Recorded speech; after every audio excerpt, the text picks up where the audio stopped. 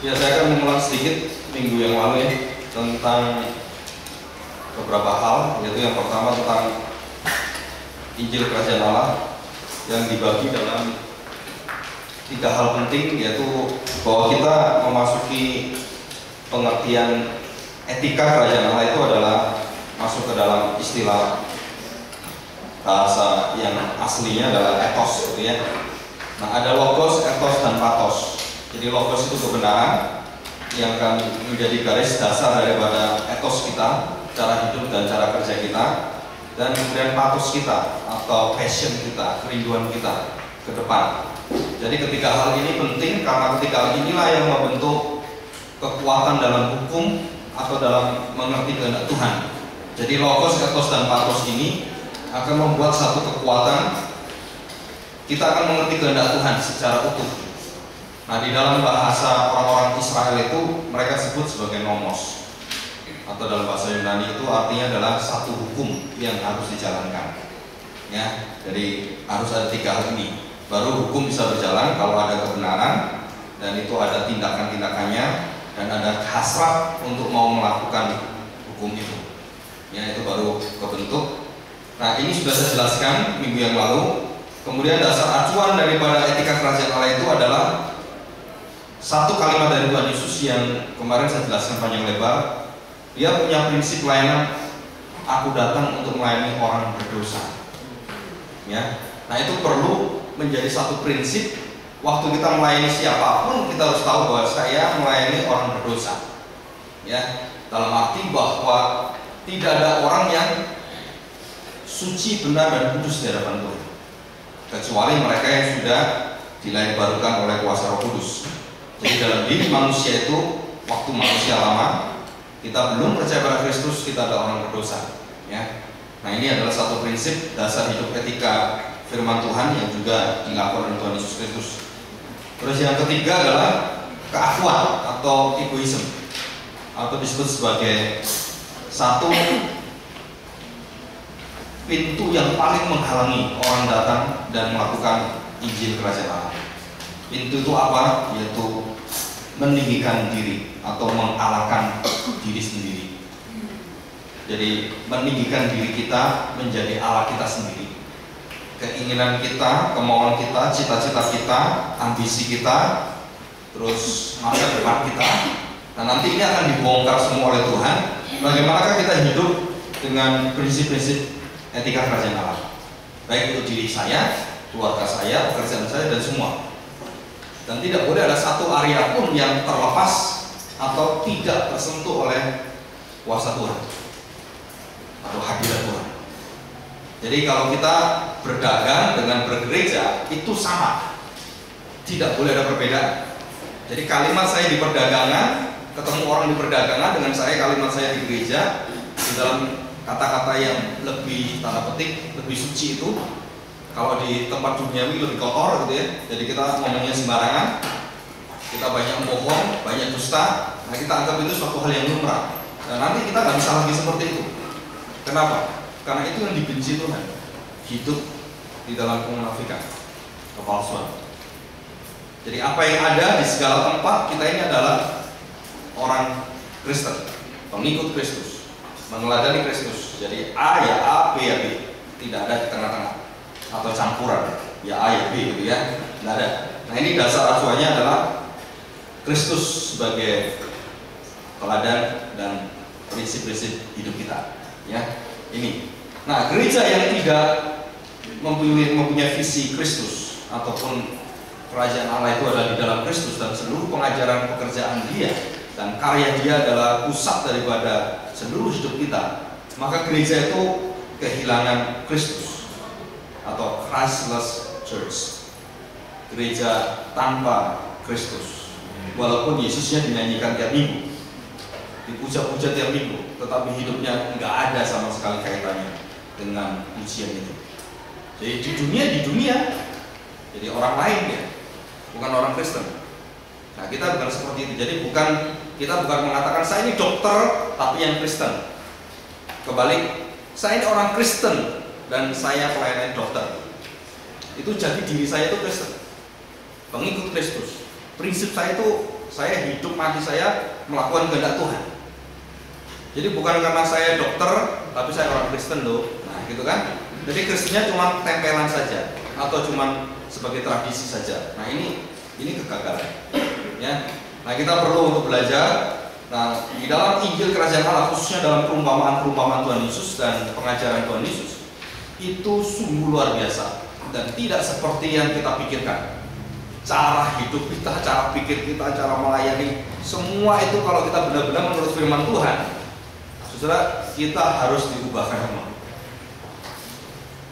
Dan sampai hari ini, saya percaya tidak ada satu gereja yang pernah melakukan dengan sempurna Injil Kerajaan Allah. Karena tidak ada satu gereja yang pernah mempersiapkan generasi ke generasi, dari generasi satu generasi mereka pegang untuk kuasa itu.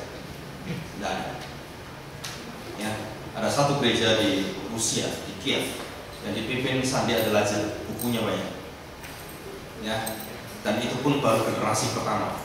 Generasi keduanya bagaimana, bagaimana. Ya. Nah, kita di sini belajar khususnya di Gloria, kita mempunyai visi misi yang sungguh-sungguh dikembalikan pada firman Tuhan, bukan karya pikiran kita, tapi kita balik pada firman Tuhan, khususnya Yesus 4. Ya, oke, kita lihat pada halaman 20 untuk meringkas singkatnya, karena beberapa orang saya lihat banyak yang baru.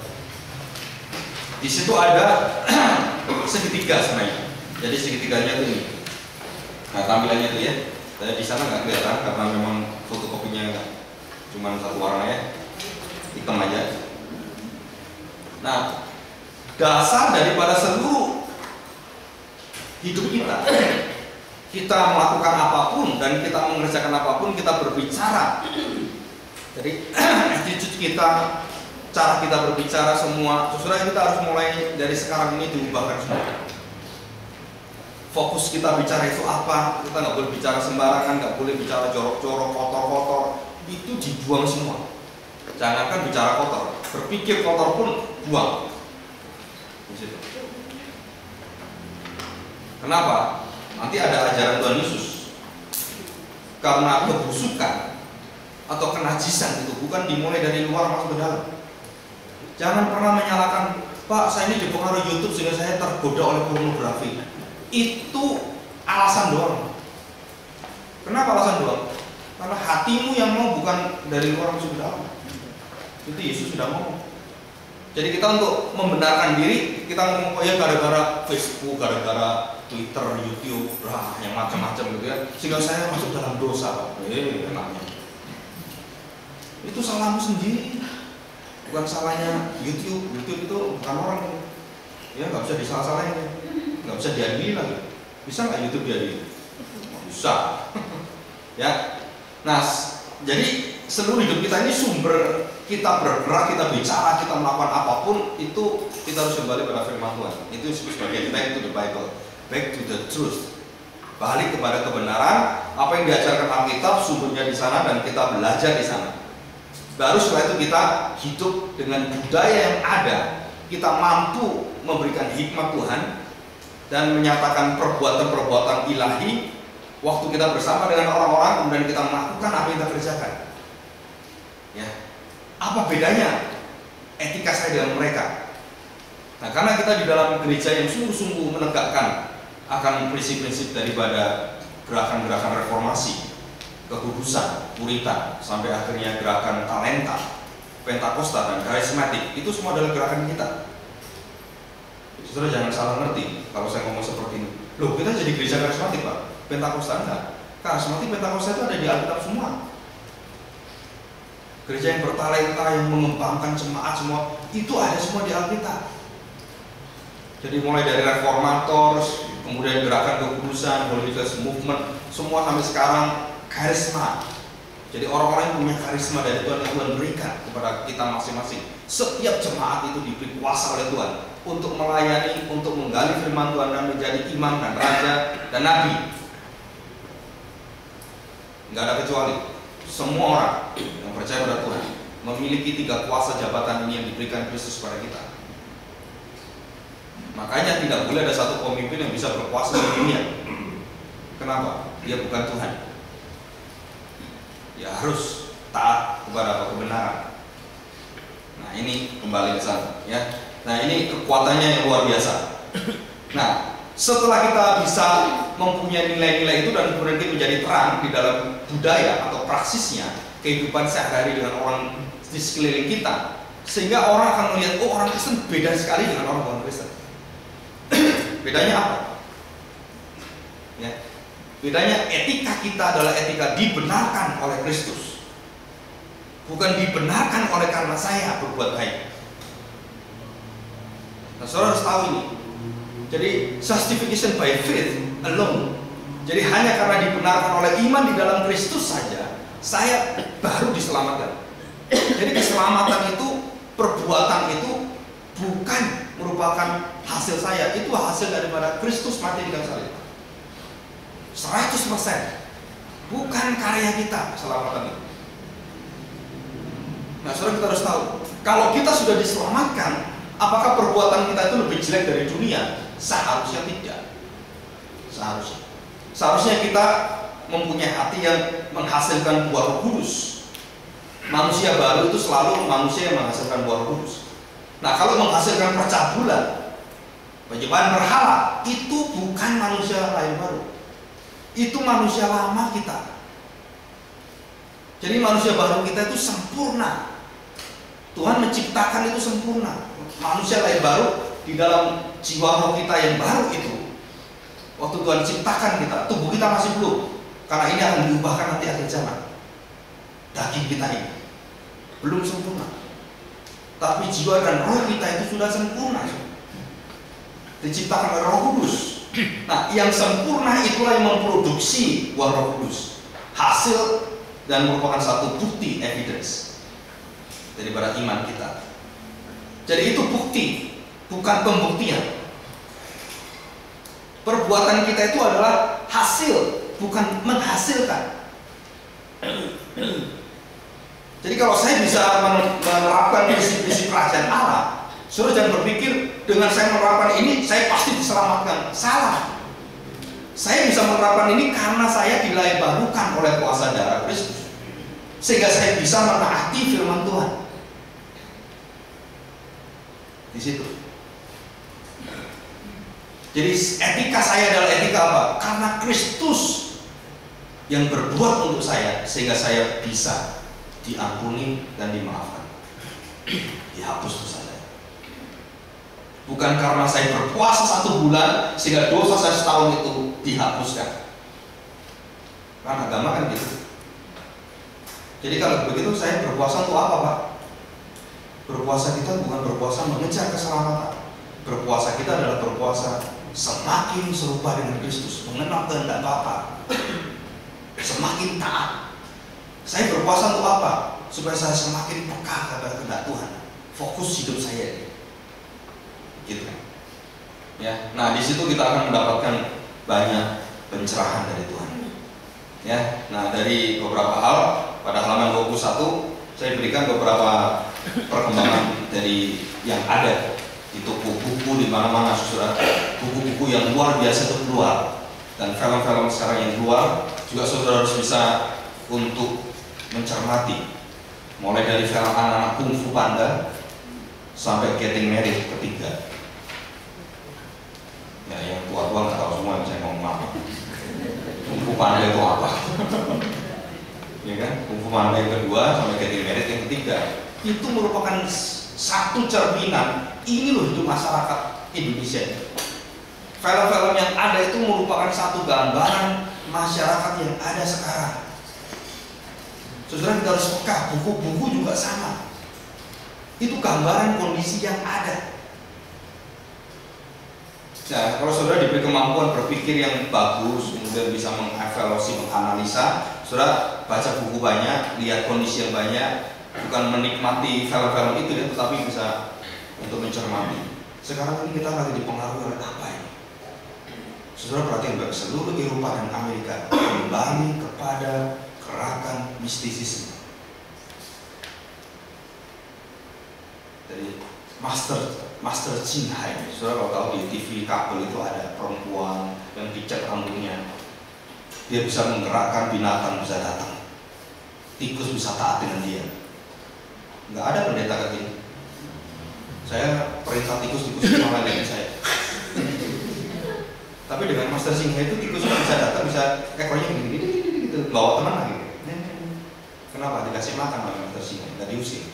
Kasihan tikus itu sama dengan kita, sesama kita juga kasih makan. Etika ekoteologi. Nah, ini perbuatan-perbuatan ini yang ada di sekeliling kita membuat kita terkagum-kagum. Mulai dari cara mereka berbicara, cara mereka berbelas kasihan, kita dipermalukan luar biasa dengan kondisi zaman yang ada ini. Belas kasihan mereka jauh lebih cepat daripada gereja, daripada kita. Gunung Lokon meletus, siapa yang datang ke sana? Buddha suci datang, suci datang ke sana. Gereja tidur-tidur gitu, nggak mikirin ngapain ya. Itu orang Kristen semua loh. Begitu Aceh yang mati satu orang, Menteri Kesehatan ngomong apa? Kami akan bantuan. Begitu Lokon, diam aja. Karena daerah Kristen. Aceh, gempa, satu mati, satu aja yang mati. Wah, pemerintah akan kirim bantuan. Pemerintah yang besar itu, satu orang mati kirim bantuan. Tapi yang gempa sudah meletus berapa puluh kali itu Lokon.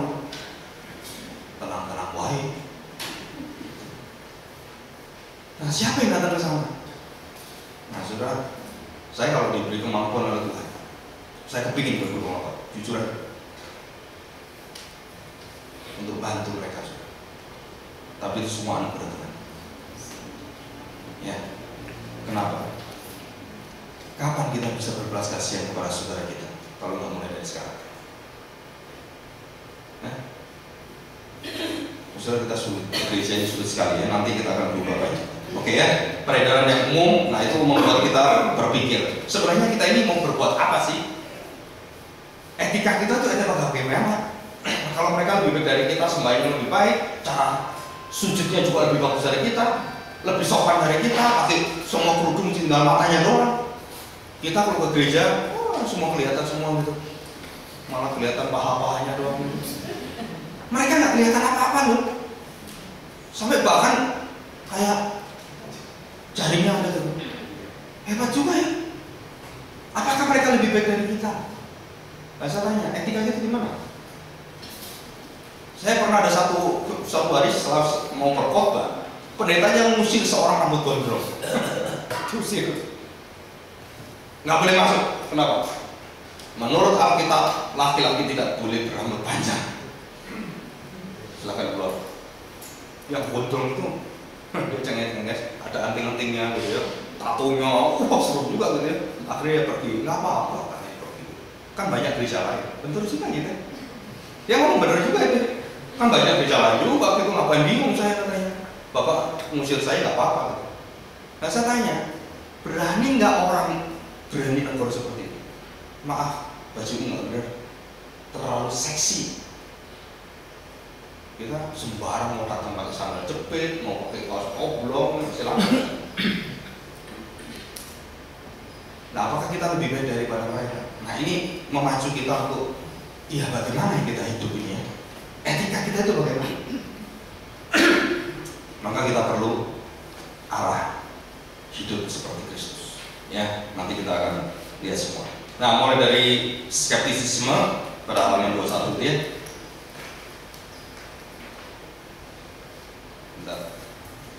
Nah ini, rasionalisme, skeptisisme, absolutisme.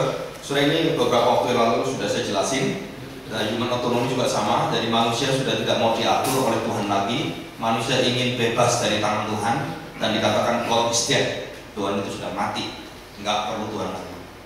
Nah sekarang ada negara besar yang lagi kelimpungan, lagi bingung.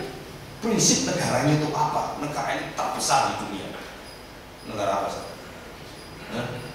Negara terbesar di dunia negara satu-satunya sekarang cuma China. Sekarang lagi cari dasar negara. Waktu saya dari sana, saya dengarkan kabar dari teman-teman bawah tanah, desa bawah tanah. Mereka mengatakan negara kami ini lagi bingung Pak. Mau kembali ke Konghucu bingung, mau kembali ke Buddhisme juga bingung, mau lihat kekristenan juga mereka bakar ke kekristenan. Padahal di situ nilai-nilai bagus sekali. Mereka mengaku itu. Kembali lihat ke terorisme yang suku Ui itu, yang harus dibantai oleh orang China. Wah, ya nggak bisa terima dia dengan prinsip-prinsip Islam seperti ini. Nah, mereka bingung, bagaimana? Nah, saya ada satu proyek bersama secara global luar biasa, namanya Jericho Project. Jadi from Beijing to Yerusalem, yaitu profesor-profesor banyak ikut terlibat di dalam, termasuk yang mengajar saya, Profesor Enoch Wan, yang hebat sekali. Nah, dia memimpin perjalanan dari Xi'an menuju ke yaitu Romawi. Jadi perjalanan Sutra itu dari Romawi ke China itu sudah ada. Jadi satu blok negara besar atau kekuasaan besar kekaisaran antara China dengan Romawi dulu itu sudah berhubungan. Adanya jalan Sutra itu baru kita tahu, dari Xi'an akhir jalan Sutra itu sampai ke Romawi, yaitu di Athena. Itu ada hubungan perjalanan 2 tahun, dan mereka saling berdagang di sana. Nah, ini luar biasa ya. Nah, jadi manusia sekarang tidak tahu, negara-negara ini lagi bingung semua. Kita ini kemana sih? Ya, nah ini yang ada gitu ya. Nah, kemudian ditawarkan spiritualitas gerakan zaman baru kepada kita dengan tokoh-tokohnya hebat yang ada di TV yang diwawancari oleh Oprah Winfrey. Etos atau etika gerakan zaman baru menjadi etika orang-orang Kristen sekarang. Dan banyak orang-orang waktu pendeta-pendeta atau hamba Tuhan atau motivator Kristen waktu berbicara, saya lihat ini nggak tahu kalau dia sudah dipengaruhi gerakan zaman baru. Kata-katanya dan seluruh semangatnya, udah kemakan semua. Tapi banyak orang nggak tahu. Ya, kenapa? Karena mereka tidak mau belajar firman Tuhan dengan baik. Ya, tidak menjaga kekudusan hidup.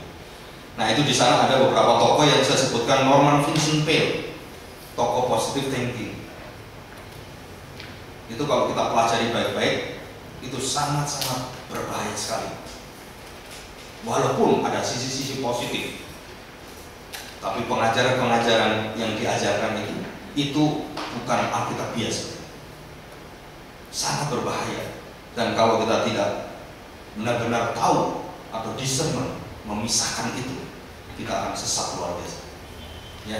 Dan buku ini sudah mempengaruhi buku-buku banyak di seluruh dunia, termasuk Ari Ginanjar, Islam Motivator. Sudah tahu? SQ itu dipengaruhi oleh Norman Vincent Peale. Ya, termasuk Stephen Covey. Ya.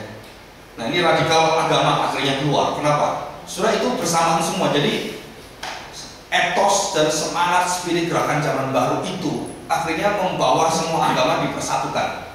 Waktu semua agama dipersatukan, ada yang mempertahankan agama khusus yang mereka tidak mau bercampur menjadi radikal Kristen, Islam, Buddha, dan Hindu. Ini sudah secara manusia terjadi seperti itu. Jadi etika mereka apa? Etika mereka pakai kekerasan, pakai kemauan dia sendiri, dan bahkan mereka pakai istilah Niccolo Machiavelli. Dengan semakin kejam, kita semakin berkuasa. Nah, kalau gereja sudah pakai ini, celaka saudara. Saya begini mau apa kamu? Celaka. Ini bukan gereja lagi, ini gereja iblis ini. Kalau sudah jor-joran kekuasaan, nah saudara itu sudah gereja setan. Ya, itu gerejanya Niccolo Machiavelli. Semakin saya keras, semakin saya kejam, semakin saya membentak orang harus turut saya. Itu yang dilawan oleh Tuhan Yesus dalam etika kerajaan Allah. Aku tidak akan memerintah seperti raja-raja dunia dengan tangan besi, tapi kerajaanku adalah dengan kelemahan kita. Nah, beda sih. Jadi pelayanan di dalam gereja, pelayanan dalam hidup kita tidak diperbolehkan pakai tangan besi, dengan kekuasaan, dengan apa gitu ya. Pakai seperti itu. Saya berkuasa mau apa kamu? Itu setan pasti. Bukan Tuhan. Itu gereja setan. Gereja yang pakai kekerasan juga pakai seperti itu pasti gereja setan. Karena Tuhan Yesus mengatakan kalimat, tidak mungkin kerajaan Allah memakai kuasa tangan besi seperti kaisar yang kejam ini. Saudara, ini prinsip mengubah semuanya, termasuk saya mendidik anak saya pun tidak diperbolehkan dengan tangan besi. Boleh pakai rotan, silakan. Ya, Alkitab katakan ambil rotan, jika kamu tidak taat, pukul dia. Pukul pakai rotan, jangan pakai tanganmu. Pakai cekak-cekok gitu. Nah, hati-hati. Alkitab mengatakan tanganmu bukan rotan, betul nggak? Coba lihat tangan masing-masing, rotan nggak? Tangan bukan rotan, ini kayak rotan ya. Ya, nah Tuhan itu sudah atur semua. Nah, etika yang ada dalam firman Tuhan, kalau kita betul-betul lakukan, itu akan membangun kehidupan pelayanan kita dengan luar biasa. Ya, nah ini spiritualitas akhirnya keluar. Kemudian gerakan dalam gereja muncul gerakan-gerakan mujizat yang perhatikan, memakai sistem shortcut. Artinya apa? Saya memakai kuasa kerajaan Allah. Kuasa kerajaan Allah itu ada loh, saudara. Saya akan memberitahu saudara sekalian. Kuasa kerajaan Allah itu ada luar biasa. Apa kuasanya? Setan bisa tunduk dengan kita. Dengan kuasa nama Tuhan Yesus. Kesakitan, sakit penyakit bisa disembuhkan dalam nama Yesus. Bisa. Kuasa yang luar biasa. Tapi saudara, apakah setiap orang bisa melakukan mujizat yang berseru-seru dalam nama Tuhan pasti diselamatkan? Matius 7:21. Mereka yang berseru-seru dalam nama Tuhan katakan, aku tidak kenal engkau. Celaka. Yang bisa bernubuat, bisa bermujizat, bisa melakukan semuanya, wah, luar biasa. Tuhan mengatakan, siapa kamu? Aku tidak tahu. Tidak kenal kamu. Walaupun kamu memakai namaku untuk melakukan mujizat, aku tidak kenal kamu. Itu ada dalam firman Tuhan. Dan siapa yang berseru-seru tiap hari berdoa, tiap hari ke gereja, tiap hari membaca firman Tuhan, berseru-seru nama Tuhan, siapa? Pendeta, pemimpin gereja. Betul ya?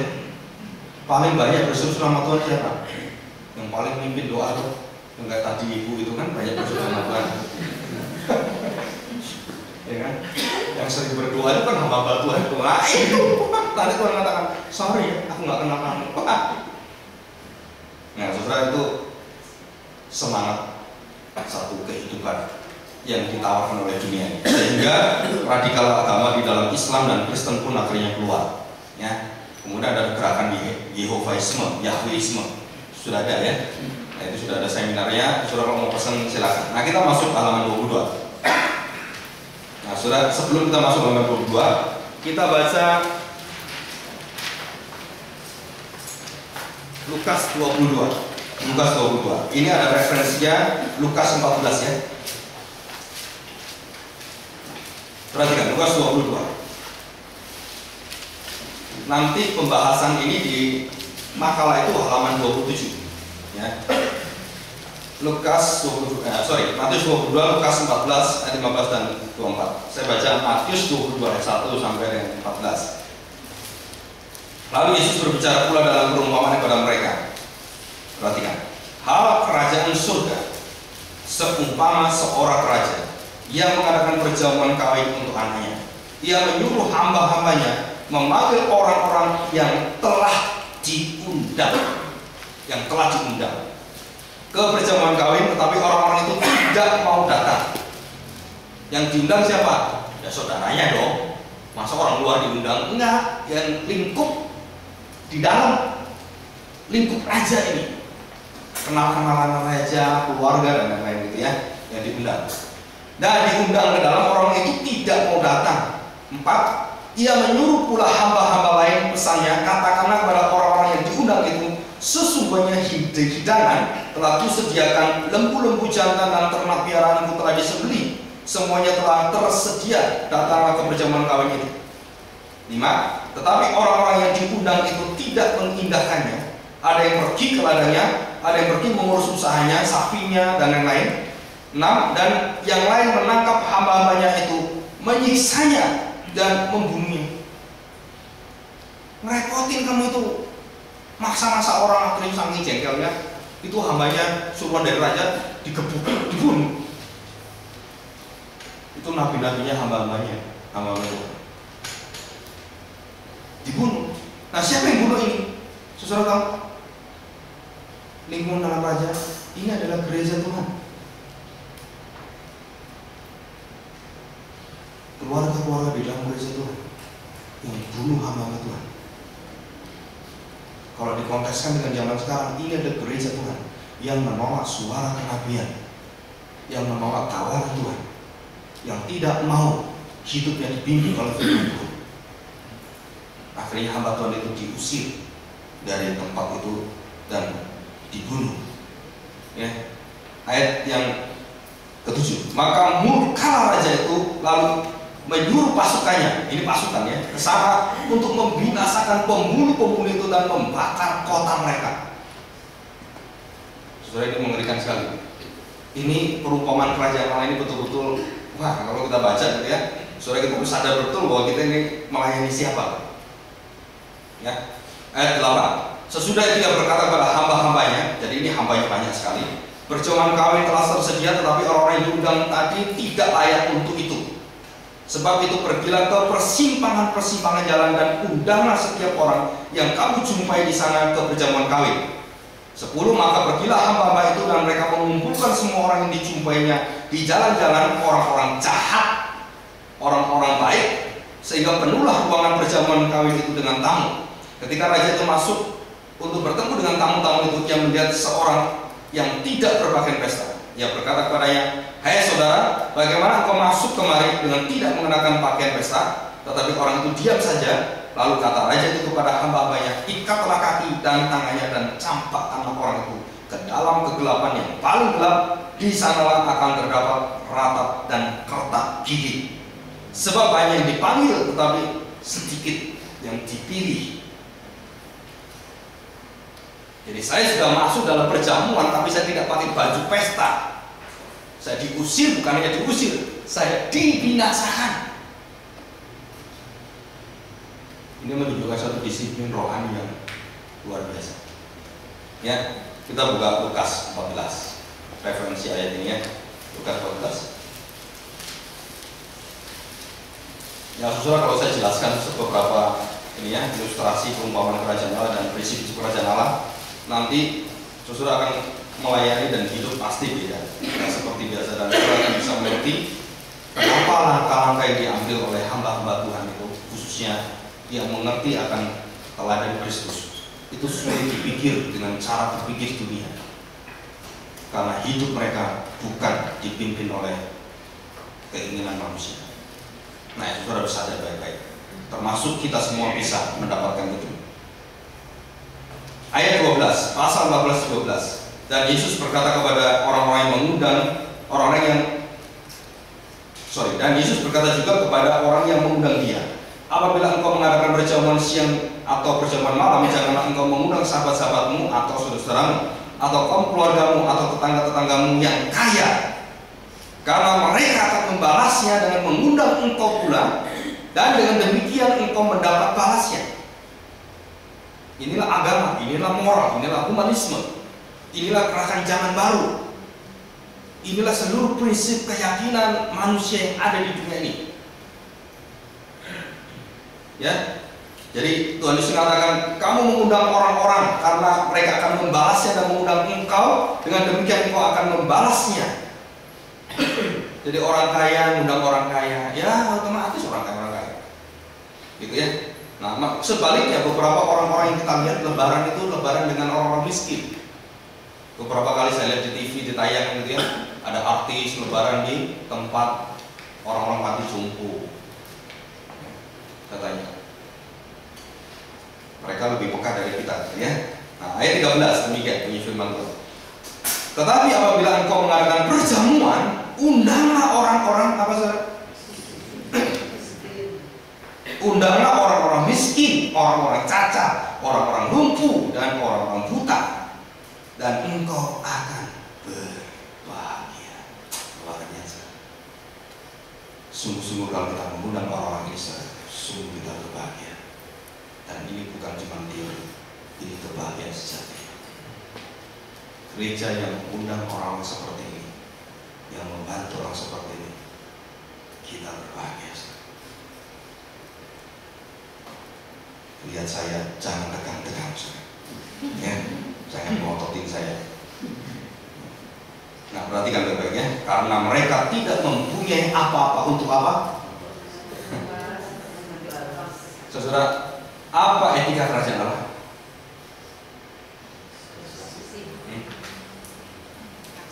Apa etika kerajaan Allah? Tidak menantikan balas. Seluruh pelayanan kita itu merupakan satu belas kasihan Tuhan. Saudara harus sadar ya. Apapun yang kita lakukan, saudara, tidak diperbolehkan dalam prinsip kerajaan Allah, etika kerajaan Allah. Saudara menuntut balik dan berdoa, Tuhan, aku sudah susah kayak gini, kenapa kamu gak ngerti Tuhan? Saya sudah menjadi guru sekolah minggu Tuhan, mengapa hidupku tidak diberkati? Saudara perhatikan baik-baik. Jadi saudara meminta balas budi kepada Tuhan. Dan itu bukan melayani kerajaan Allah, itu melayani kerajaan musuh. Dan itu yang merusak gereja, yang menghancurkan gereja. Jadi saya bisa melayani, aduh saya bersyukur, nggak usah apa-apa, saya bisa melayani luar biasa. Saya bisa mempersembahkan ini, bukan karena saya, bukan karena ini satu luar biasa yang Tuhan berikan kepada saya. Jika saudara mencapai spiritualitas yang seperti ini, etika kerajaan Allah, etosnya itu kita dapatkan hatinya Tuhan, saya percaya saudara, kita akan berbahagia, sungguh-sungguh berbahagia. Karena satu-satunya harta kekal kita yang membuat kita damai sejahtera bukan harta dunia ini, tapi Yesus Kristus. Saudara nggak bisa, tidak mungkin engkau akan jual Kristus hartamu dan engkau mau harta dunia. Nggak mungkin. Jika engkau lakukan itu, engkau lebih mencari dunia, mencari uang, mencari semua itu, dan tidak mendahulukan kerajaan Allah. Kita bukan orang percaya. Sekali lagi, kita bukan orang percaya. Kita bukan pengikut Kristus. Karena di sini dikatakan dengan jelas, mereka tidak mempunyai apa-apa untuk membalasnya kepadamu, sebab engkau akan mendapat balasnya pada hari kebangkitan orang-orang benar. Apa yang kita lakukan di sini, kesusahan, kesulitan apa, dengan segala kesejahteraan, kebesaran Tuhan yang Tuhan berikan supaya kita mencicipi itu, kekayaan Tuhan. Sehingga di sini dikatakan, jangan kau mengundang orang-orang kaya, karena mereka akan membalas, memberi ampau padamu, memberi hadiah kepadamu kembali. Tapi undanglah orang-orang yang tidak bisa membalas engkau. Saya tanya, apakah gereja melakukan ini? Kita jujur, saudara, koreksi semua pelayanan kita, dari sekolah minggu sampai lansia. Hampir semua kita ikut kerajaan dunia. Kita ingin membalas kerajinan anak-anak kita dengan hadiah. Betul? Jawab dong, jangan gimana. Kita mendidik anak kita untuk apa? Berorientasi pada hadiah. Kalau pas hadiah datang, yang datang 250 orang, padahal anggota cuma 50. Saudara, kita mendidik apa ini? Waktu Natal orang datang banyak, kenapa? Karena ada hadiahnya. Apakah kita menekankan etos kerajaan Allah? Saya katakan tidak. Kenapa saya katakan? Saya itu gentar ngajak ini, saudara. Kenapa gentar? Karena semua prinsip yang diajarkan di sini itu membongkar semua prinsip kita sampai akar-akarnya jebol semua. Dan setelah itu mau nggak ditanam akar yang baru pelayanan sesuai dengan visi kerajaan Allah. Biasanya banyak orang mau. Ya, Tuhan Yesus katakan pada orang datang kepada dia, kamu datang mencari aku untuk apa? Cari roti kan? Ini Tuhan Yesus sendiri. Terus dia tanya kepada murid-muridnya, kamu juga mau cari roti? Silakan pergi, jangan ikut aku lagi. Tuhan usir tumbal-tumbalnya. Itu dalam Yohanes pasal 4 pasal 6 dikatakan di sana. Kamu datang mau cari roti juga, kamu menurut saya. Kamu mau cari roti, kamu ikut saya mau cari roti. Minggir kamu, usir tuh, cari ikut saya. Berani gak kita ngomong itu sekarang? Kamu datang ke gereja, mau cari makanan di gereja. Kamu datang ke kebaktian atau seminar ini karena mau makan di sana. Silakan pergi. Kan gitu kan, betul nggak? Yang benar Pak Puji, keras sekali nih, jangan gitu dong Pak, gitu kan? Loh bukan saya gitu, ini memang ajaran Tuhan gitu. Kita datang ke sini mau cari makan atau mau cari firman Tuhan? Yang benar gitu ya. Pak jujur aja dua-dua Pak. Gitu ya. Saya percaya saudara, kalau sudah ada kesini saudara fokusnya bukan makanan, betul ya? Karena mau firman Tuhan. Nah, salah satu syukur kita adalah, gereja menyediakan makanan karena mungkin ada yang baru bekerja, lapar, kita sediakan. Nah, saudara bersyukur. Nah, kalau bersyukur itu keluarkan syukurmu dengan apa? Jika ada persembahan kasih gitu. Jika kamu punya duit, pikir, saya makan tadi dibayar nggak ya? Betul nggak? Itu etika kerajaan Allah. Kenapa pendeta Stephen Tom marah-marah kalau seminar suruh bayar tambah hari tambah mahal? Karena banyak orang jiwa komunis atau jiwanya itu namanya pangeran D. Pangeran D tahu nggak? Pangeran diskon. Apalagi pendeta mintanya diskon dong. Mungkin bisa ini pendeta. Ditangkap polisi pun mengatakan saya pendeta loh. Wih. Memang supaya kamu nggak ditangkap lagi gitu kan? Kurang ajar sekali. Kependetaanmu bukan untuk tamengmu. Wah ini masuk neraka orang itu. Ya. Oke, pasal 14 ayat 15. Mendengar itu berkatalah seorang dari tamu-tamu itu pada Yesus, berbahagialah orang yang akan dijamu dalam kerajaan Allah.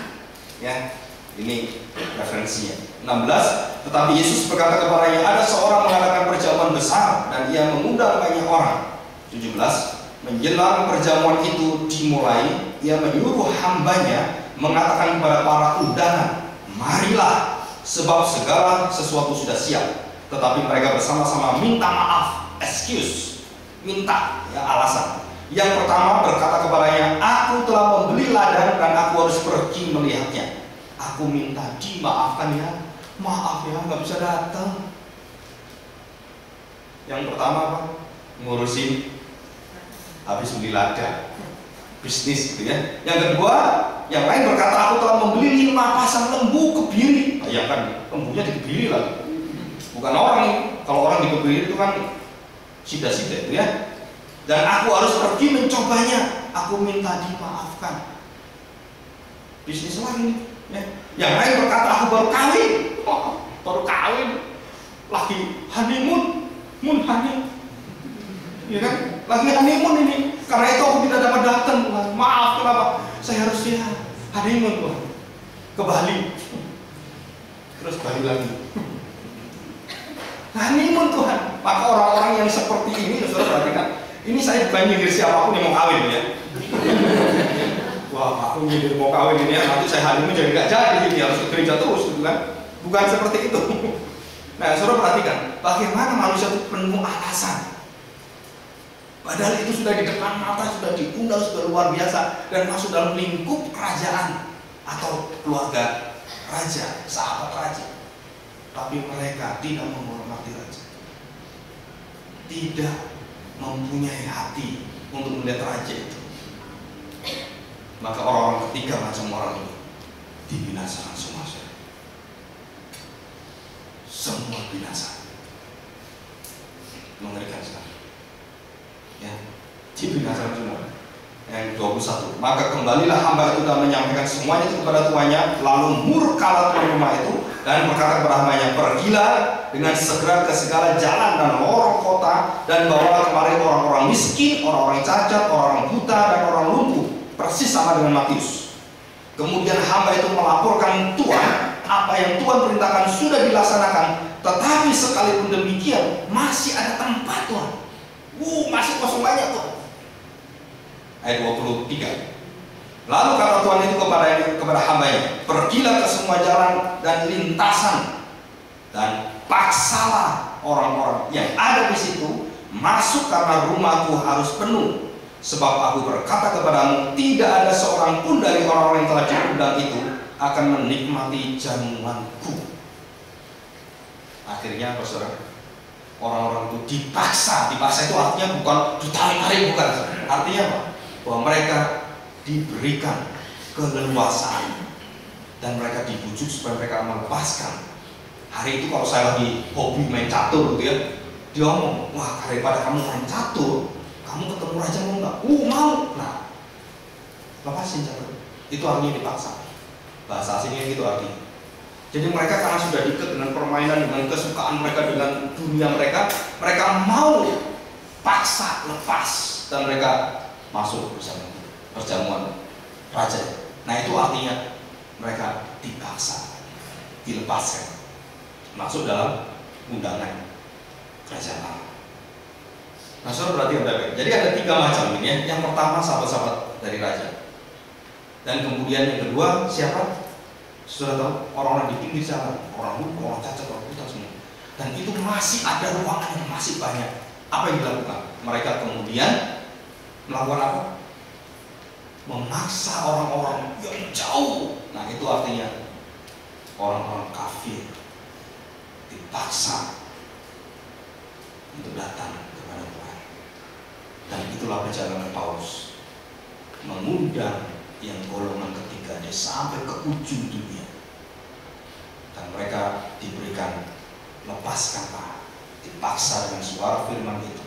Mereka melepaskan hidup mereka, kepercayaan mereka, mama mereka, papa mereka, keluarga mereka, pekerjaan mereka, bisnis mereka, lepas datang kepada Tuhan. Dan mereka datang. Akhirnya dikatakan yang terdahulu menjadi yang terkemudian, yang terkemudian jadi yang terdahulu, yang akhir jadi yang terdahulu, terdahulu jadi yang akhir. Surat ini kerajaan Allah. Jadi kerajaan Allah itu nantinya bahwa orang-orang yang percaya itu akhirnya bisa paling belakang. Jadi pemimpin gereja itu akhirnya jadi paling belakang masuk surga. Kenapa? Karena dia bertobat lagi, ngulang lagi dari bawah.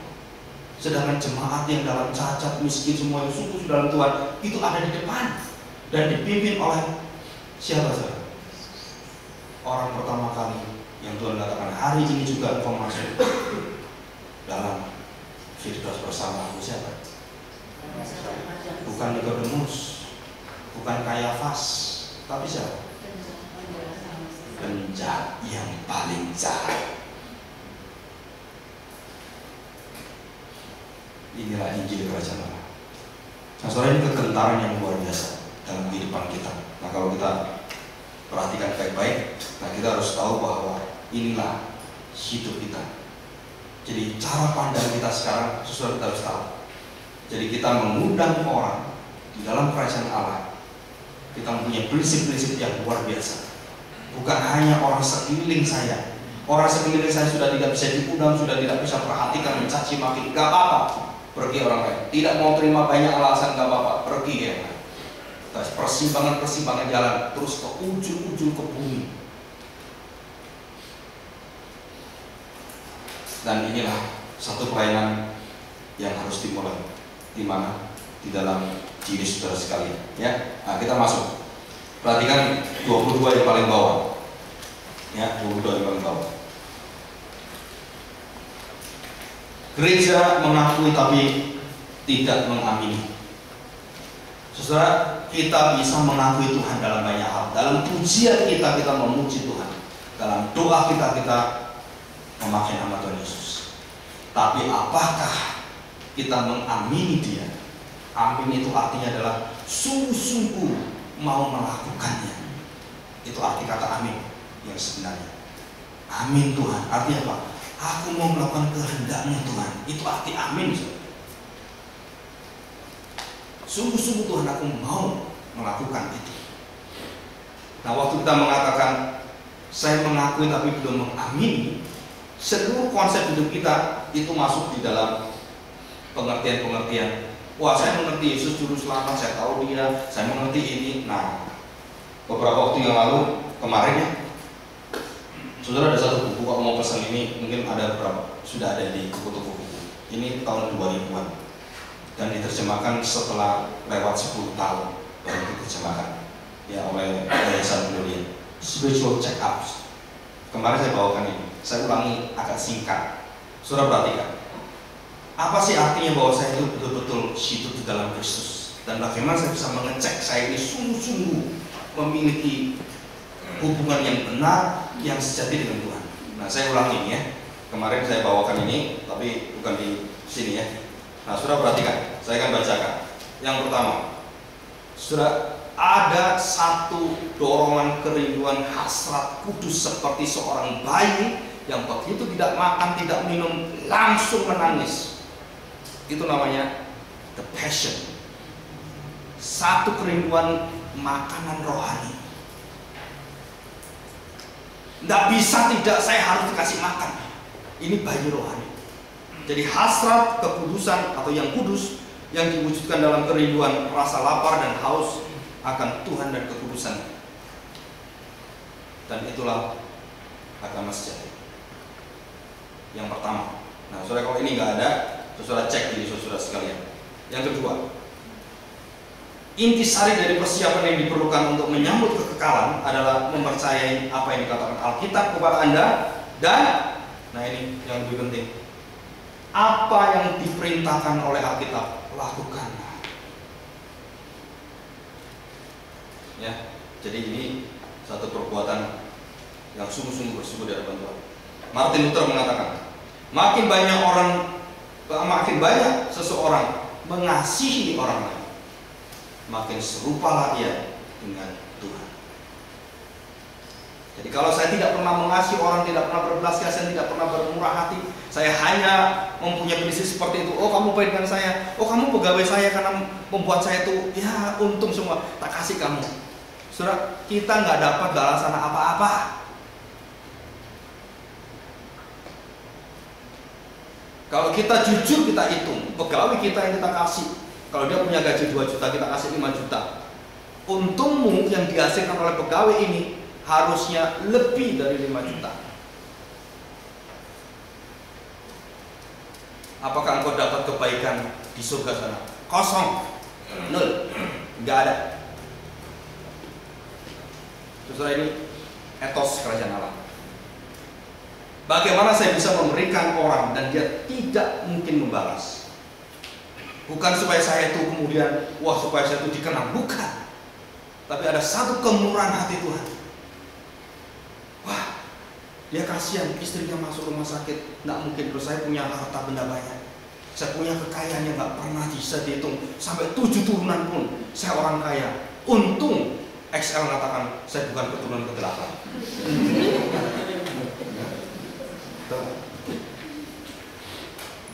Masuk rumah sakit 15 juta. Baik. Belas kasihan tuh. Kasih. Aduh Pak, kami nggak bisa bayar, nggak bisa jadi. Itu kemurahan Tuhan. Nggak mungkin dia balas. Dan itu kasih yang melampaui daripada seluruh tataran manusia. Termasuk mengampuni orang yang berhutang. Saya berapa kali khotbah ini di gereja Gloria. Saya bertemu dengan 2 pengalaman dalam hidup saya. Termasuk saya sendiri dan 1 bekas majelis di 1 gereja. 100 juta dia utang, hampir 8 miliar. Tapi orang-orang percaya di gereja, mereka majelis gereja, oleh seorang pendeta senior dikatakan, lepaskanlah. Apakah engkau dengan tidak dibayar engkau akan menjadi orang fakir miskin, tidak bisa makan, tidak bisa minum? Enggak, masih ada semua. Katakan, enggak mungkin dia balas. Lepaskan dan katakan kepada dia, aku mengasihi engkau, aku putihkan hutang. Saudara, ini sulit sekali, tapi itu etika kerajaan Allah. Saya tidak pernah berhutang dengan orang, tapi saya bayar hutang koko saya sampai hari ini, sampai bulan ini saya masih bayar. Itu etika kerajaan Allah. Saudara mau hidup seperti ini? Kalau saudara mau hidup seperti ini, saudara akan serupa Kristus. Ya, Saya percaya bahwa apa yang saya lakukan, saudara yang lakukan dalam etika kerajaan Allah itu membawa dampak yang hebat sekali. Dunia akan tahu siapakah kita, anak-anak Tuhan. Borong-borong mau korupsi dalam pikiran kita, nggak ada. Jangan ngambil uang Pak, nggak ada. Pelayanan kita pelayanan memberikan uang, tenaga semua. Kalau perlu berikan darah kita untuk nama Tuhan. Saya sudah rela, mau mati pelayanan, saya sudah rela, saya sudah tahu panggilan saya. Saya diancam kematian berapa kali, cuma nggak mati sampai sekarang. Saya kecelakaan 3 kali nggak mati sampai sekarang, ya, udah hancur semua. AWP mengatakan, jika jiwa orang percaya dalam kondisi sehat, ia akan sering mengambil waktu datang bertemu di dalam hadirat Tuhan dengan tujuan supaya dia bersekutu dengan Bapa dan Anak. Ya, setelah ini spiritual check-ups yang luar biasa. Kalau mau jelasnya, penguraiannya, beli bukunya. Jadi saya bukan promosi bukunya Yayasan Gloria ya. Tidak ada hal yang di dalamnya manusia mencerminkan Tuhan atau menyerupakan Kristus yang lebih nyata daripada engkau berbuat baik kepada sesamamu. Ini John Calvin. Tetapi orang-orang Reform Indonesia tidak lakukan ini. Doktrinmu begitu hebat sekali, engkau luar biasa, tapi tidak punya hati belas kasihan. Saudara, saya belajar di sekolah itu hampir 10 tahun, tapi saya sedih sekali. Tidak ada belas kasihan. Saudara, kasihan sekali. Semua pelayanannya ujungnya bukan berbuat untuk sesama, tapi untuk memperbesar gedung gereja yang hebat sekali. Dan hampir tiap minggu dibutuhkan ratusan juta hanya bayar listrik dan lain-lain. Saudara, mari kita bertobat bersama-sama ya. Peter Jeffrey, makin dekat dengan Tuhan, Anda akan makin dekat pula dengan sesama manusia dan orang percaya. Kalau saya dekat dengan Tuhan, tidak mungkin Tuhan terus melihat saya. Oh, Tuhan lihat wajah saya terus. Itu keegoisan. Tuhan katakan, kalau engkau melihat aku, engkau pasti melihat orang-orang sengsara. Di mana orang-orang sengsara itu, wajahku di sana. Waktu aku lapar, di mana engkau? Waktu aku haus, aku di penjara, aku sengsara, di mana engkau? Itu ada semua dalam Injil Kerajaan Allah. Nah, saudara, kita lanjutkan ya. Tanpa hidup disiplin, tidak mungkin iman Kristen kita bertumbuh. Saudara, saya bersyukur saudara bisa datang ke sini, saudara mau berdisiplin, mau dengar firman Tuhan, udah kasih persembahan, dimarah-marahin lagi, ya kan? Terus pulang kasih beban lagi. Aduh, gimana Tuhan? Tapi saudara ingat baik-baik, saudara akan berbahagia sekali. Ya, luar biasa. Petrus mengatakan, Tuhan, aku sudah tinggalkan keluargaku, anakku, semua istriku tak tinggal. Aku dapat apa Tuhan? Kristen balas budi. Betul kan? Kita kan sering berdoa seperti ini. Udah bertahun-tahun gini apa ya? Kita sudah bergereja ini sudah lebih daripada 50 tahun. Apa yang dicapai gereja ini? Cari balas budi kan? Saya udah keluarin berapa miliar di gereja ini. Tapi apa balasan gereja? Ada seorang pendeta di emeritus cuma dikasih peniti saja. Nangis. Saya 50 tahun di gereja ini dikasih apa? Peniti. Itu kebangetan ke majelis. Walaupun di peniti emas, tapi cuma 3 gram. Peniti emas 10 kilo, wah lumayan. Puji Tuhan kan gitu. Ini true story ya. Benar-benar udah saya ngomong ini benar-benar. Ya, oke, kita lanjutkan ya. Saudara perhatikan yang ke-9 ya. Ini jiwa yang tidak mau mengampuni adalah pembunuh kehidupan rohani nomor 1. Saudara baik-baik, ingat ya. Dosa tidak bisa dilupakan. Saudara dengar omongan saya. Pak, sudah lupakan, nggak usah lah. Ngomong kosong. Ngomong kosong. Saya sudah maafkan dia, Pak. Ngomong kosong. Nggak ada kita bisa melupakan sakit hati orang, nggak ada. Tapi Tuhan mengatakan, jangan mengingat dosa lagi. Kita bisa. Kita tidak mungkin melupakan sakit hati kita yang disakiti oleh orang, tetapi kita mampu untuk tidak mengingat lagi di dalam roh yang baru. Ya, saudara ingat nanti baca di sini. Ini pengalamannya luar biasa. Ya. Yang terakhir, saudara, nah ini yang luar biasa terakhir ya. Spurgeon mengatakan demikian. Engkau dapat menilai seseorang dari apa yang menjadi dambaan hatinya. Yang awal adalah hasratnya, yang akhir adalah dambaannya. Apa yang dia dambakan, apa yang dia terus kejar, itu apa? Dan itulah yang membuat dia memilih hidup kekal atau tidak. Ya, saudara, ini spiritual check up yang luar biasa. Saudara baca satu persatu. Ini profesor spiritual yang ada di Baptis, STT Baptis Amerika. Dan dia mengalami begitu banyak perkara-perkara yang sulit sekali dimengerti. Dan selama hampir 40 tahun kemarin dia tuliskan buku ini dan dia pengalaman. Ya, ada beberapa hal yang saya ingin menambahkan yang khususnya di dalam Alkitab. Oke, saudara perhatikan, kita masuk. Jadi Yesus menjadi pusat hidup kita. Itu satu kesulitan yang luar biasa. Kekristenan kita hanya ditentukan satu. Engkau meletakkan Kristus dalam hatimu menjadi Raja Tuhan dan penguasa hidupmu, atau kamu usir dia. Hanya dua ini, nggak ada yang lain. Saudara, kamu tunduk pada dia atau kamu usir Kristus dalam hatimu. Kalau kamu tunduk pada Kristus, maka seluruh perkataan Kristus itu akan memerintah hidupmu. Kesulitan-kesulitan itu ada, tapi kita harus tunduk dan kita harus melakukan. Ya, kita percaya kita masih dalam daging manusia yang lama ini. Kita belum mendapatkan tubuh yang baru. Tetapi Tuhan mengatakan, kamu harus sempurna. Nah, saudara, kita masuk ya. Perhatikan halaman 23. Ya. Etika kerajanan. Baris itu dash atau garis gitu ya, garis yang kecil yang miring itu dari bawah yang keempat. Saudara perhatikan, Filipi 2 ayat 2. Di sana dikatakan, marilah kita yang sempurna.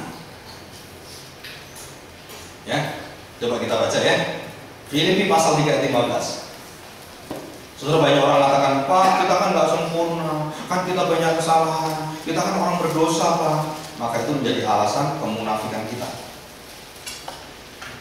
Filipi pasal 3 ayat 15. Demikian bunyi firman Tuhan. Karena itu marilah kita yang sempurna. Sempurna nggak kita? Hah? Ini Alkitab, bukan saya. Saudara, kalau melihat saya jangan melihat seperti itu gitu ya. Kayaknya saya ngajar sesat di sini. Saudara, dikatakan karena itu marilah kita, tubuh Kristus itu, yang sempurna berpikir demikian. Dan jikalau lain pikiranmu tentang salah satu hal itu akan dinyatakan Allah juga kepadamu. Tetapi baiklah, tingkat pengertian yang telah kita capai kita lanjutkan menurut jalan yang telah kita tempuh. Ada progresif pertumbuhan rohani kita. Ada satu hasrat, semangat, dambaan yang di sana yang dibawa oleh Kristus. Tetapi ingat baik-baik, Paulus mengatakan, we are perfect. Hebat, saudara. Berarti Paulus sudah tahu. Saya menemukan ini waktu saya kagum dengan Jonathan Edwards. Waktu saya mengajar 11 tahun yang lalu di STT tentang teologi Jonathan Edwards. Salah satu tafsiran dia waktu dia membaca ayat ini, saya terperangah. Jadi selama ini saya berpikir saya nggak sempurna, saya manusia daging. Bagaimana Tuhan maafkan saya, Tuhan? Datang kepada Tuhan penuh penyesalan. Oh, doa. Padahal ayat-ayat tentang kesempurnaan itu jelas ada. Nah, kita baca Matius pasal 5 ayat 48. Ya. Matius 5 ayat 48. Bisakah kita melayani Tuhan dengan tidak sempurna? Jawabannya apa? Tidak akan diterima Tuhan. Ya kan? Jelas. Matius 5 ayat 48. Karena itu haruslah kamu sempurna. Jelas nih. Karena itu, ini keharusan Ustaz, bukan moga-moga kamu sempurna. Bukan, ini keharusan. Haruslah kamu sempurna sama seperti Bapamu yang di surga adalah sempurna. Bulan yang lalu saya khotbah tentang kesempurnaan ini. Ada 3 macam kesempurnaan. Saudara perhatikan di dalam kita. Yang pertama, Allah Maha Sempurna tidak memerlukan apapun dari orang lain. Dia sungguh sempurna, tidak memerlukan dukungan dari apapun siapapun. Tidak ada. Allah sempurna. Maka waktu Kristus menjadi manusia, dia menjadi manusia yang sempurna. Dan dia mengatakan, karena Bapa itu sempurna, hendaklah kamu sempurna. Dan waktu dia mengatakan hendaklah kamu sempurna, sempurna kita itu dalam kesempurnaan Sang Anak. Sudah bisa ngerti? Jadi bukan saya terjun melakukan agama itu kemudian menyanyi, memuji, wah seperti itu, terus saya sempurna. Bukan. Saya sempurna bukan karena ritual saya, bukan karena pembesukan saya, pelawatan saya, bukan karena saya mendapatkan kedudukan jabatan jadi pendeta atau penatua diaken atau pemimpin gereja yang lain. Bukan, itu tidak menyempurnakan engkau. Tidak ada itu kesempurnaan seperti di sana. Tapi Kristus yang menyempurnakan engkau. Kristus itulah. Jadi waktu Kristus mengatakan hendaklah kamu, haruslah kamu sempurna, artinya apa? Saya jamin kesempurnaan. Itu arti ayat. Bahasa aslinya kalau kita lihat, di situ membutuhkan, karena itu haruslah kamu sempurna, membutuhkan objek penyerta yang menyempurnakan kamu. Siapakah dia? Yang berkata mengatakan hendaklah kamu sempurna. Nah, yang mengatakan subjek inilah yang menyertai kamu. Saudara, di dalam sekolah teologi seperti ini yang jelimet-jelimet itu diteliti luar biasa. Ya, saya sudah hampir 20 tahun yang lalu. Tetapi tetap waktu saya membaca hal seperti ini, itu buku tafsiran bahasa Yunani apa itu, puluhan buku di rumah itu, kalau sudah waktu seperti ini, ambil, buka lagi bahasa Mandarin semua. Bahasa Mandarin, bahasa Yunani, dibukai semua. Sudah baru tahu apa artinya ini. Mengapa kalimatnya seperti ini? Mengapa harus ada kekuatan? Dan siapakah yang bisa menyempurnakan kita? Dikatakan yang berbicara, yang memerintah, yang menjamin kamu. Jadi kalau saya berbicara dengan anak saya, kamu bisa lakukan kok. Dan kalau sampai kamu nggak bisa, aku lakukan untuk kamu. Kamu kan anak saya. Nah, itu artinya apa? Jadi seluruh perintah seorang bapak kepada anaknya di dalam segala masalah, pasti bapaknya siap untuk apa? Membantu anaknya sampai sempurna. Itu artinya. Nah, kesempurnaan yang ketiga, saudara, tadi kan sempurna dalam Kristus. Bagaimana saya bisa sempurna? Wah, ini luar biasa. Saudara kalau membaca ayat ini, saudara mungkin pernah baca tapi nggak pernah ngerti. Kan banyak gitu kan, baca tapi nggak ngerti, baca nggak ngerti. Nah, maklum gitu kan. Kita baca Ibrani.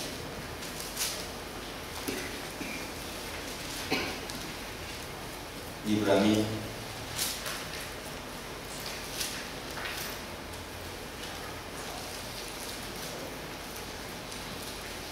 ayat pasal 11 ayat 40. Saudara, ini satu rahasia yang luar biasa. Dan kita tidak pernah memikirkan ini sebelumnya. Ya, Ibrani 11 ayat 40. Sebab Allah telah menyediakan sesuatu yang lebih baik bagi kita. Perhatikan. Ya, perhatikan. Ini kesempurnaan yang terakhir. Tanpa kita, tanpa saudara-saudara, saya, semua orang percaya, perhatikan. Mereka, Abraham, Ishak, Yakub, Yusuf, dikatakan apa? Tidak dapat sampai kepada kesempurnaan. Hebat ini, saudara. Saudara pernah baca ayat ini kan? Sebab Allah telah menyediakan sesuatu yang lebih baik bagi kita. Tanpa kita, mereka tidak dapat sampai kepada kesempurnaan. Artinya apa? bahwa Abraham punya iman dengan saudara punya iman sama kualitasnya. Tidak ada perbedaan. Jadi iman itu akan bersatu dalam tubuh Kristus yang luar biasa itu. Barulah orang percaya sempurna sebagai tubuh Tuhan. Tanpa kita, Abraham tidak sempurna. Tanpa gereja Tuhan, Abraham tidak sempurna. Abraham tanpa penjahat di sebelah Tuhan Yesus yang bertobat, Abraham tidak sempurna. Ini yang sempurna apa? Sempurna dalam gereja tubuh Kristus. Saudara, mungkin saudara baru dengar pengajaran seperti ini. Kok aneh sekali Pak ya? Memang aneh. Tapi ini ada dalam firman Tuhan. Jadi kita ini gereja yang sepanjang sejarah sampai Yesus datang itu menyempurnakan orang-orang Israel zaman-zaman dulu. Kenapa? Karena mereka tidak memiliki wujud nyata daripada Kristus. Kita memiliki Kristus dan Roh Kudus turun kepada diri setiap orang percaya. Dan inilah yang menyempurnakan perjanjian lama itu semua. Tubuh Kristus semua. Ini sukacita yang luar biasa. Ya. Jadi sempurna nggak kita? Sempurna. Berdosa nggak kita? Berdosa. Loh kok bisa Pak? Nanti kalau sudah di surga baru sempurna semua. Ya. Artinya apa? Bahwa tubuh kita ini, nah, percabulan, percekcokan, perselisihan itu keluar dari daging kita. Tapi roh damai, roh mengampuni, roh menerima kesulitan, roh menerima dosa orang, itu sempurna manusia kita. Amin. Ini rahasia Allah. Jadi Tuhan Yesus waktu itu, coba kita yang terakhir ya, agak cepat sih deh. Yang waktu itu udah Matius pasal 13. Nah, perhatikan baik-baik ilustrasi kerajaan Allah, perumpamaan kerajaan Allah. Perhatikan. Yang pertama Tuhan, dasar yang pertama adalah hati manusia, yang dimana iman itu menjadi pola hati kita. Ada 4 macam iman, ya. Kemudian pada pasal 13 ayat 24 dan selanjutnya itu sangat mengejutkan sekali. Apa yang mengejutkan? Saudara, kita diberi kemampuan oleh Tuhan untuk membedakan kambing, domba, gandum, dan ilalang. Jadi di dalam Injil Kerajaan Allah ini yang akan kita pelajari, kita akan memiliki satu mata pencerahan yang bisa melihat orang-orang, walaupun tidak ada kepastiannya dalam diri kita, tapi kita mampu melihat kamu ini rasanya kambing atau domba. Kenapa? Karena prinsip hidupmu tidak merajakan Kristus, tidak menundukkan Kristus, maka kamu bukan domba, kamu kambing. Semua orang yang tidak mau taat pada etika Kristus, semua adalah kambing. Dan ini jelas dipisah lalang dan gandum. Jadi ilustrasi perumpamaan kerajaan itu kalau kita pelajari, kita mampu melihat yang pertama, ujilah dirimu, engkau tahu dirimu, aku ini gandum atau tidak. Kita akan tahu. Kita datang pada Tuhan minta belas kasihan. Setelah itu kita melihat orang lain, kita akan tahu. Dengan cara apa? Kerinduan hati mereka, hasrat mereka, dambaan, passion mereka, fruit mereka atau fruit hidup mereka, kita akan tahu. Dari buahnya engkau tahu pohonnya. Nah, betul? Dari buahnya engkau tahu pohonnya. Kalau kita melayani Tuhan berhitung-hitung, bagaimana kan? Saudara, ingat Bapak ya, Tuhan tidak membalas apa yang kau lakukan. Yang kita baca, saya memberikan, saya hitung-hitung, bagaimana ya? Saya berpamrih dalam pikiran saya sudah beri, kenapa ini? Kenapa ini dihitung seperti itu? Saudara, engkau tidak layak masuk kerajaan. Tapi kamu memberikan beri. Saudara, jangan mengingat lagi. Biarlah itu yang membalas Tuhan. Biarlah mahkota kita di surga. Ya, itu satu kekuatan yang membuat kita hidup yang sungguh-sungguh berkenan di hadapan Tuhan. Oke, nah saudara, saya mohon kita membaca, kemarin ada beberapa tugas ya. Tolong dibaca ayat-ayat kesempurnaan yang ada di halaman kepenuhan 24 dan 25. Itu ayat referensi ya, jadi saya tidak akan jelaskan. Itu kalau dibaca semua ayat, dan saudara akan tahu apa artinya kepenuhan dalam Kristus. Ya, setelah itu kita masuk halaman 27 sudah saya bahas, yang khususnya poin siapa yang kita undang, siapa yang kita layani, seperti Tuhan ya. Oke. Nanti kalau ada pertanyaan, hal yang perlu ditanyakan, saudara bisa tanya saya setelah ini selesai, gitu ya. Kita akan masuk dalam doa. Mohon kepada Pak Hasan, pimpin kita dalam doa.